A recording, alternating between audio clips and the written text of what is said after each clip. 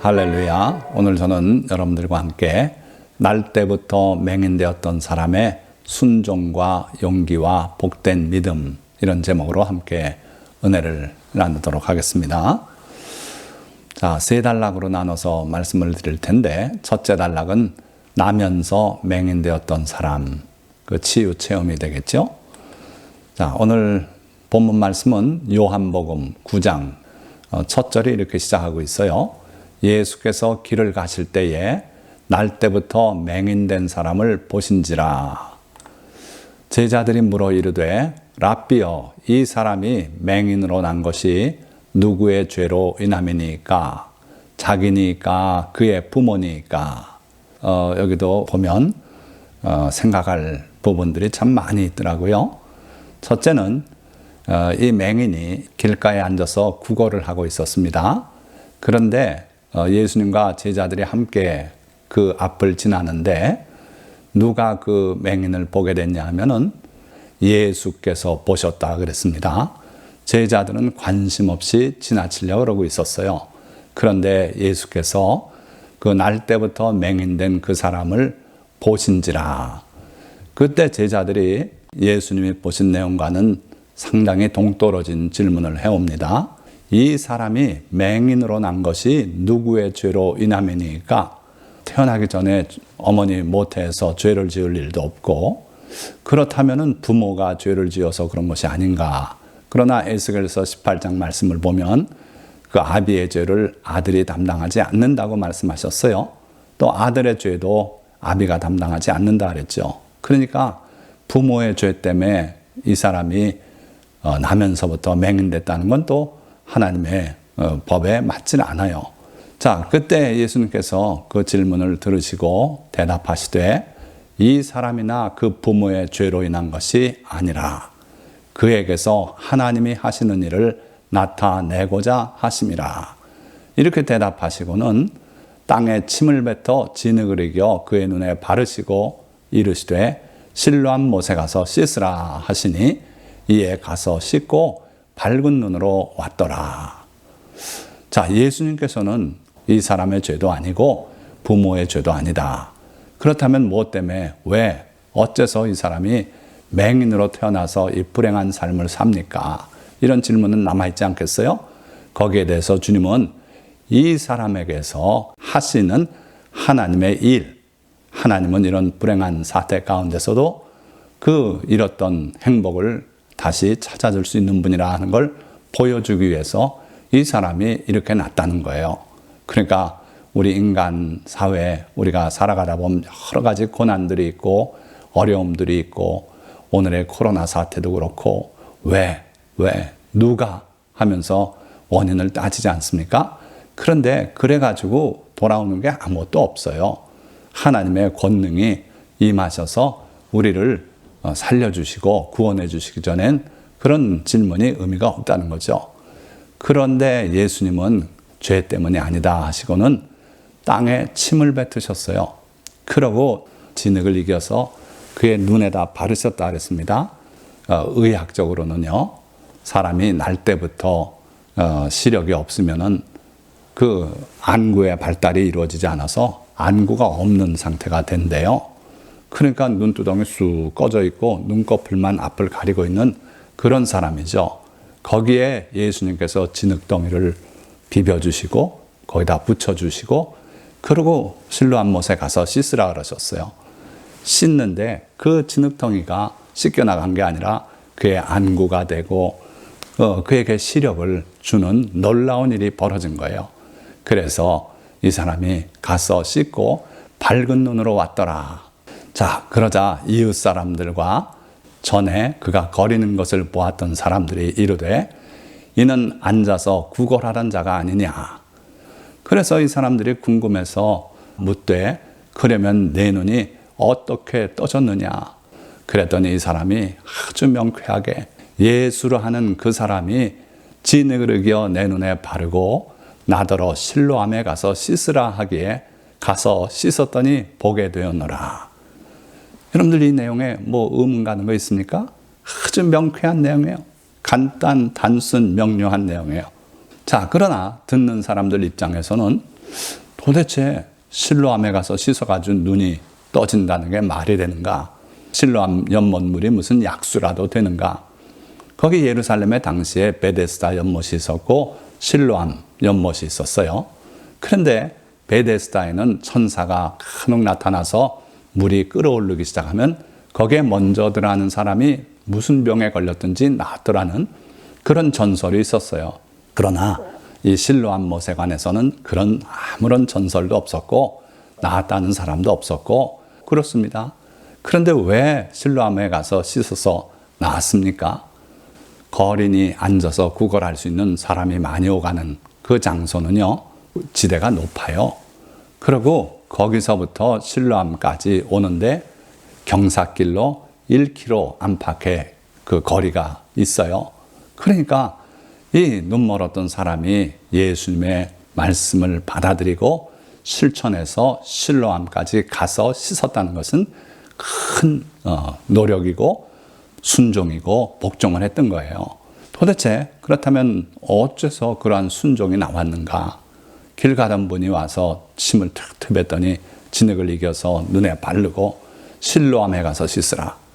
옆에 있는 물 좀 받아서 씻으라 그러면 되겠는데 실로암까지 내려가서 거기서 씻고 그렇게 하라 그랬어요. 실로암까지 내려가는데 한참을 내리막길을 조심해서 내려가야 되는데 이 맹인이 거기까지 간다는 것은 보통 일이 아닙니다.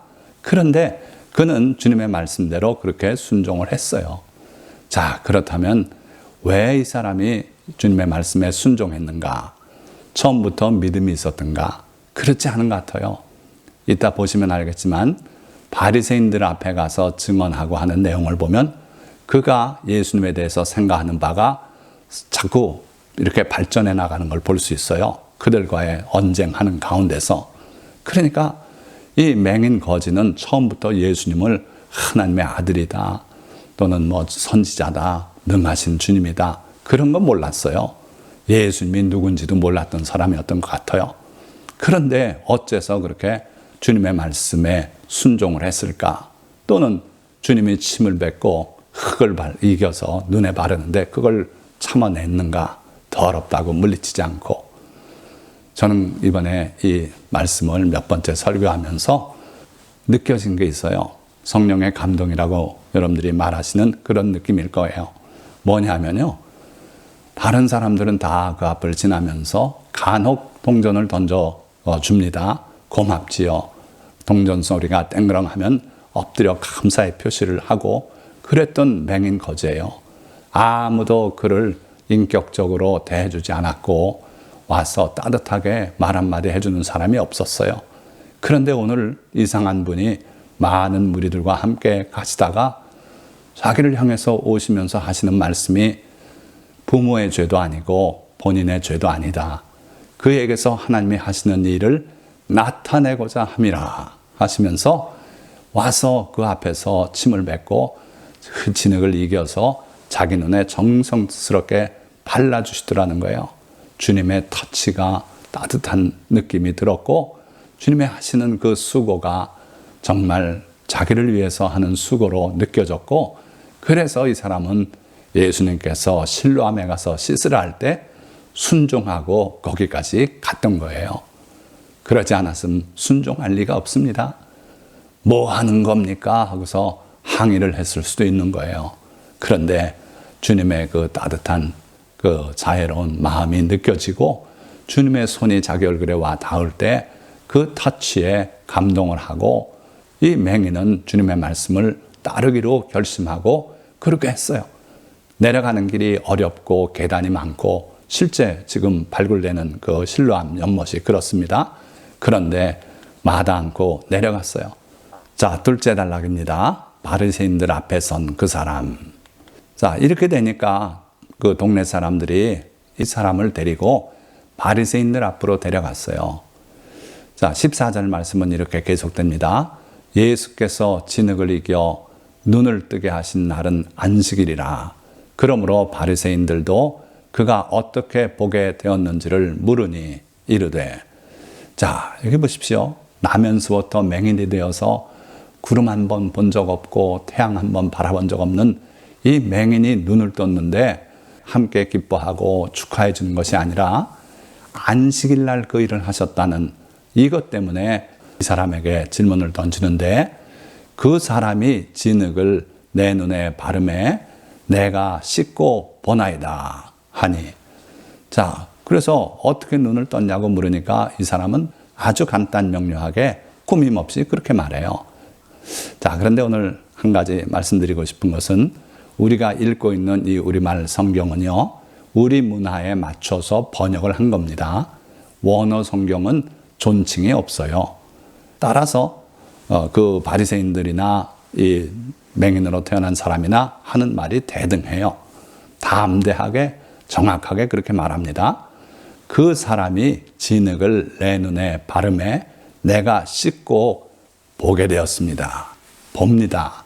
이런 식으로 대답을 했다는 거예요.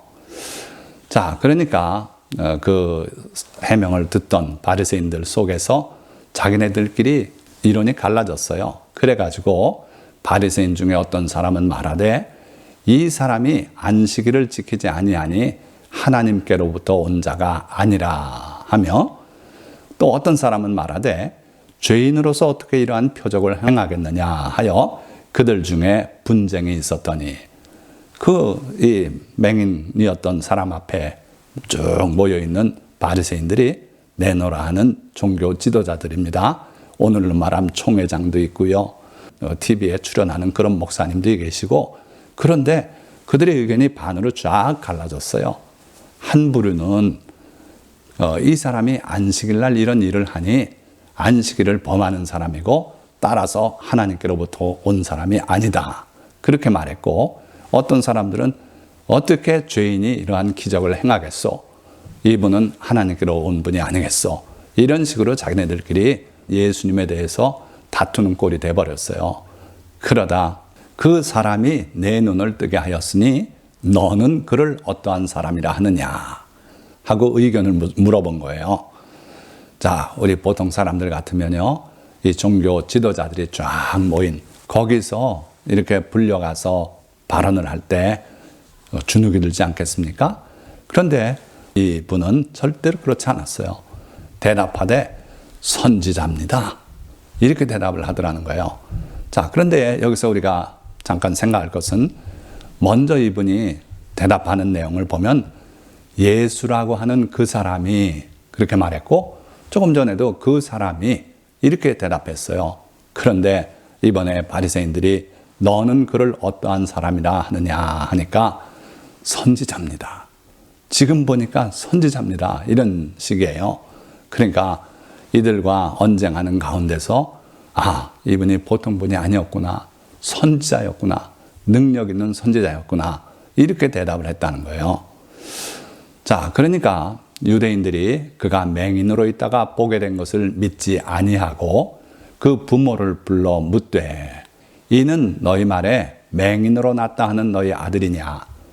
그러면 지금은 어떻게 해서 보느냐? 그 사람한테 질문해서 답을 분명히 들었는데 그걸 믿지 못하고 이번엔 부모에게 묻는 거예요. 첫째는 이 사람이 너희 아들 맞냐? 맹인으로 태어났다는 그 아들 맞냐? 두 번째는 그렇다면 지금 어떻게 해서 보고 있는 것이냐? 시력을 회복했느냐? 그랬더니 그 부모가 대답하여 이르되 이 사람이 우리 아들인 것과 맹인으로 난 것을 아나이다. 그건 틀림없습니다. 그러나 지금 어떻게 해서 보는지 또는 누가 그 눈을 뜨게 하였는지 우리는 알지 못하나이다. 그에게 물어보소서. 그가 장성하였으니 자기 일을 말하리이다. 여러분들 어떻습니까? 이 부모들이 정직하게 대답을 하는 것 같습니까? 자기 아들이 맹인으로 나서 지금까지 평생을 불쌍하게 거지로 살아왔는데 그 아들이 눈이 떴다니 얼마나 놀라운 일 아닙니까? 그래서 기뻐하면서 도대체는 어떻게 된 거냐 하고 묻고 흥분한 가운데 제가 앉아있는데 그 앞을 지나는 분이 다가오셔서 이렇게 해서 제가 가서 실로암에 가 씻고 나왔습니다. 그분이 누구냐? 예수라고 하는 분인데 저는 잘 모르는 분입니다. 막 이런 식으로 수없이 들었을 거예요. 그러니 이 사람들이 분명하게 그 바리새인들 앞에 예수라고 하는 그분이 진흙을 발라서 실로암 못에 가서 씻으라 하셨고 얘가 그렇게 가서 씻고 나왔습니다. 그래서 온 동네 사람들도 기뻐하고 우리도 기뻐하고 있습니다. 그렇게 말해야 되지 않겠어요? 그런데 부모들은요, 우린 모르니 이 아들에게 직접 물어보십시오. 얘도 성인이니 자기 일을 충분히 자세히 말할 수 있을 것입니다. 자, 도대체 왜 이렇게 비굴하게 진실을 말하지 못하고 예수님에 대해서 자랑하지 못하고 이런 자세를 보였을까요?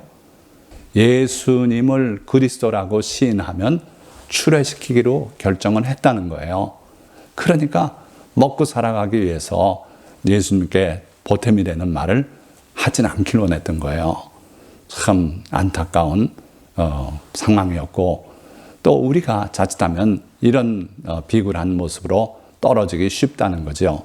그래서 결국은 그 바리새인들이 다시 그 맹인이었던 사람을 불러들였어요.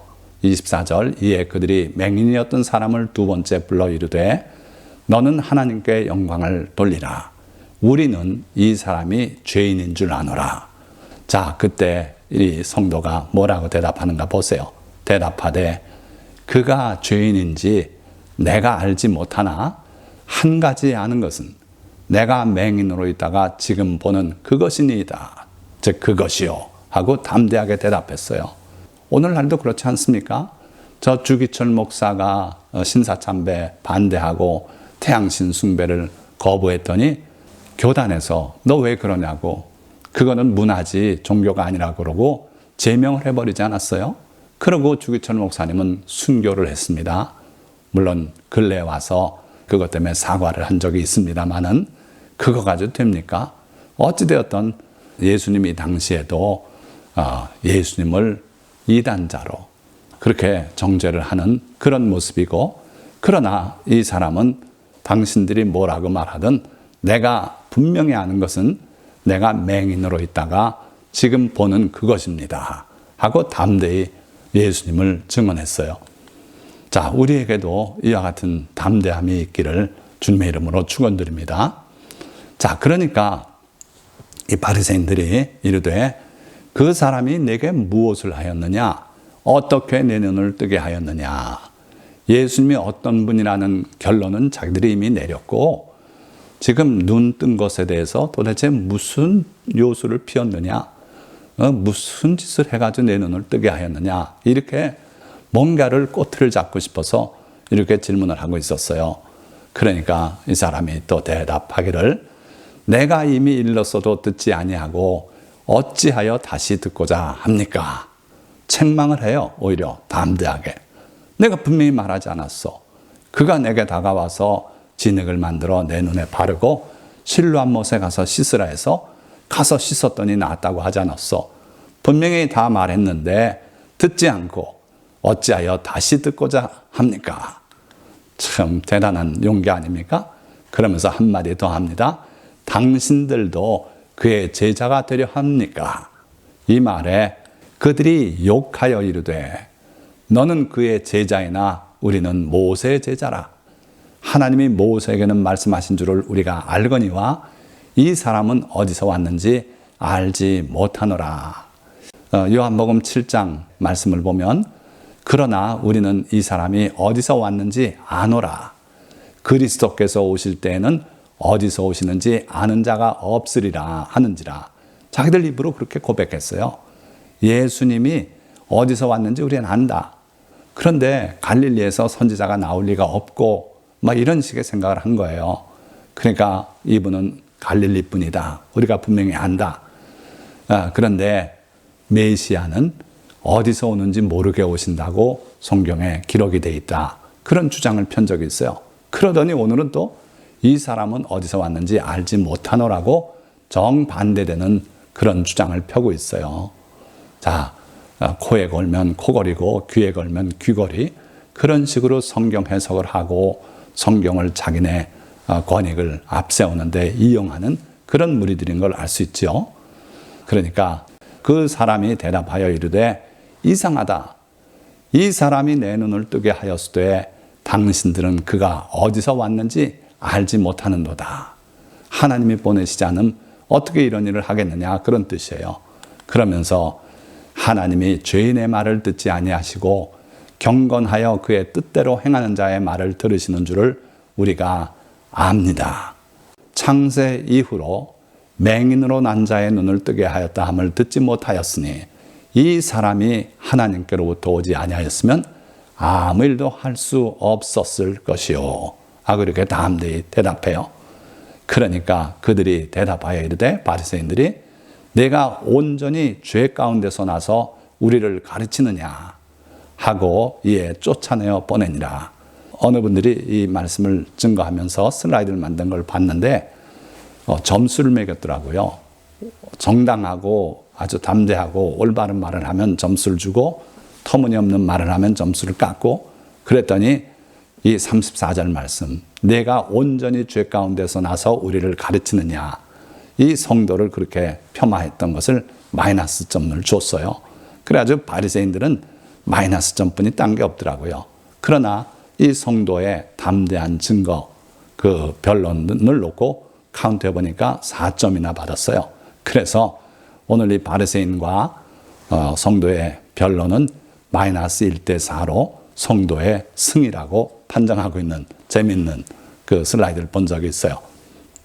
자, 과연 이 나면서 맹인이었던 이 성도의 바리새인들을 향한 담대함은 마치 다윗과 골리앗의 싸움 같았고 그런 통쾌함이 있어요. 자, 마지막 단락입니다. 더 큰 은혜, 더 큰 믿음.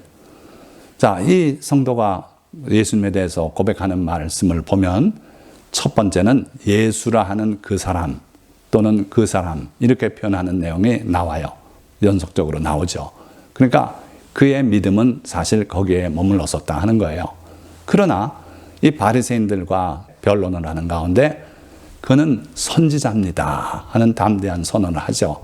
그리고 이제 마지막으로 예수님께서 그에게 더 큰 은혜, 더 큰 믿음을 주기 위해서 오셔서 결국은 예수님에 대한 인자, 신앙을 갖게 되더라 하는 거예요. 무슨 얘기인지 보세요. 자, 35절 말씀입니다. 예수께서 그들이 그 사람을 쫓아냈다 하는 말을 들으셨더니 그를 만나사 이르시되 내가 인자를 믿느냐.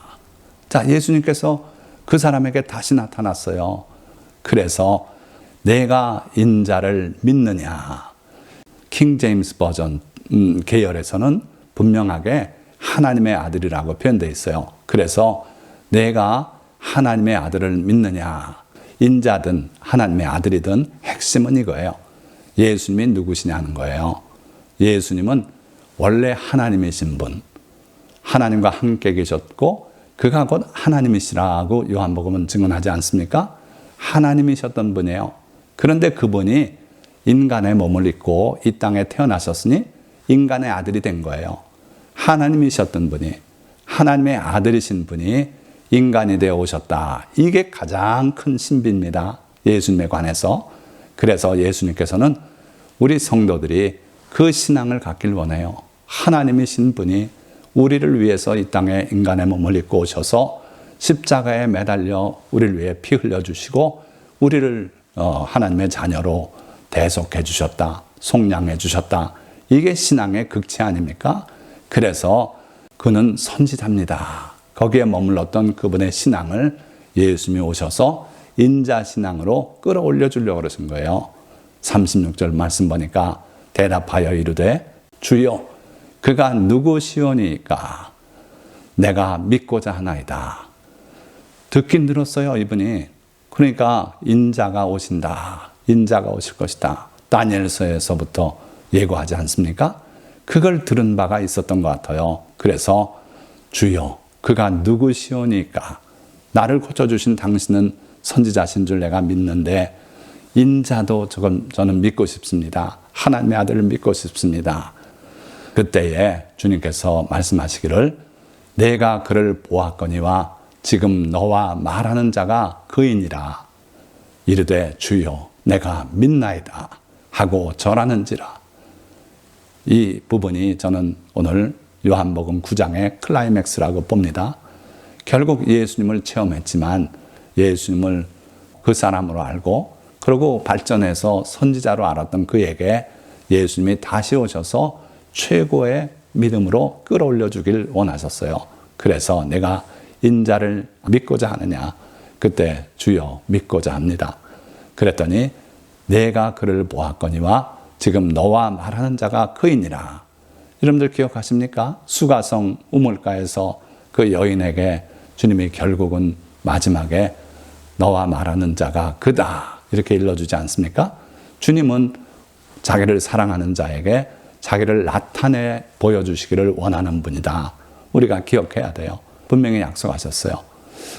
자, 그러니까 이 성도가 이르되 주여 내가 믿나이다 하고 절하는지라. 결국 주님을 인자 하나님의 아들로 받아들이고 그 앞에 절하는 모습으로 오늘 그 아름다운 이야기는 끝을 맺습니다.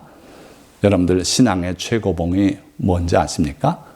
저 히말라야 산맥도 보니까 봉우리가 많은데 그중에 제일 높은 봉우리는 아시죠? 에베레스트 봉입니다. 마찬가지로 우리 신앙에 우리가 갖춰나가야 될 많은 요소들이 있는데 그중에 가장 귀하고 높은 봉우리가 바로 인자신앙이다 이거예요. 하나님의 아들이시고 하나님이신 그분이 여인의 후손으로 인간의 몸을 입고 오신 바로 그분이 예수님이다. 이걸 믿으실 수 있는 여러분들이 되시기를 축원드립니다. 다니엘서에 분명하게 이런 기록이 있어요. 7장 13절 내가 또 밤 환상 중에 보니 인자 같은 이가 하늘 구름을 타고 와서 옛적부터 항상 계신 이에게 나아가 그 앞으로 인도되매 예수 그리스도의 모습을 이렇게 예고했어요. 하나님이신 분인데 사람의 아들같이 생겼다. 신기하다. 그래서 이 내용이 기록된 거예요. 그런데 그분이 하늘 구름을 타고 왔어요. 사람으로서는 할 수 없는 거예요. 하늘 구름을 타고 와서 옛적부터 항상 계시니 아버지 하나님입니다. 그에게 나아가 그 앞으로 인도되매 이 모습이 바로 예수 그리스도의 모습이다. 예수님께서도 마지막으로 드러내신 진리가 이거예요. 이후에 인자가 권능의 우편에 앉아 있는 것과 하늘 구름을 타고 오는 것을 너희가 보리라. 말씀을 맺겠습니다. 나면서부터 맹인이 되어 구걸하는 사람을 보고 줄 것 없는 제자들은 그의 불행이 누구 죄 때문인지를 물었습니다. 그러나 주님은 다가오시며 죄 때문이 아니라 말씀하시고 진흙을 이겨 그의 눈에 바르고 실로암 못에 가서 씻으라 명하셨습니다. 그때 그는 주님을 신뢰하여 그 말씀에 순종하였고 눈을 떠 만물을 볼 수 있게 되어 돌아왔습니다. 주님은 오늘도 주님을 신뢰하고 순종하는 사람에게 창조주 하나님의 능력으로 구원을 베풀어 주시기를 원하십니다. 그 후 그는 이웃 사람들과 바리새인들 앞에서 주님의 은혜를 증거하고 담대히 변호하다 욕을 먹고 쫓겨났습니다. 그러나 주님은 그에게 다시 찾아오셔서 더 큰 은혜, 더 큰 믿음, 즉 예수님은 우리를 위해 사람의 아들이 되어 오신 하나님의 아들이심을 믿는 믿음을 허락하셨습니다. 자, 한 말씀 더 드리고 기도하겠습니다.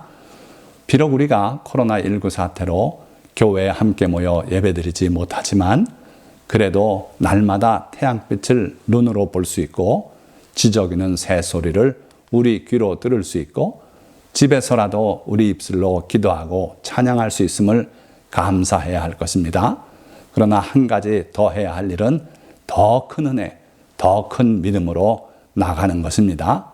즉 맹인으로 태어났지만 주님의 은혜로 보게 되었던 이 성도처럼 주님을 신뢰하고 순종하는 믿음으로 주님이 하나님의 아들이심을 믿는 믿음으로 그리고 위압적 권위에 기죽지 않고 강요된 논리에 굴하지 않고 주님을 위해 값을 치를 수 있는 용기 있는 믿음으로 나아갑시다. 모든 성도들이 이와 같은 믿음의 소유자가 되시기를 주님의 이름으로 축원드립니다. 기도하겠습니다.